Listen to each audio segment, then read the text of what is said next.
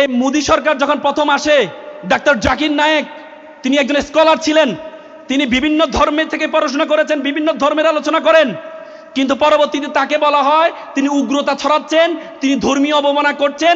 এই জন্য তার যে পিস টিভি ছিল সেটিকে নিষিদ্ধ করা হয়েছিল, নিষিদ্ধ করে তাকে দেশ থেকে বের করে দেওয়া হয়েছিল, হয় নাই? আর সে জাকির নায়েক ভারত যখন যেটি করেছেন, আমাদের যিনি চলে গেলেন আমাদের আপা, তিনিও সেটা করেছেন। তিনি আমাদের পিস টিভি, পিস স্কুল যেগুলো ছিল সেগুলোকে নিষিদ্ধ করেছেন এবং ডাক্তার জাকির নায়েককে বাংলাদেশে আসার জন্য উনি বাধা প্রদান করেছেন, বাংলাদেশও নিষিদ্ধ করেছিলেন। আজকে নতুন বাংলাদেশ পাওয়ার পরে যখন ওনাকে ইনভাইট করা হলো, তখন আমাদের পার্শ্ববর্তী দাদারা গা জ্বলা শুরু হয়েছে।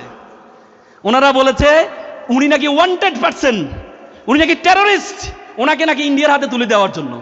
বাবা রে বাবা, তা আমাদের ওয়ান্টেড পারসন, আমাদের টেররিস্টকে কেন আপনি রাষ্ট্রীয় মর্যাদা দিয়ে এত আরাম করে রেখেছেন?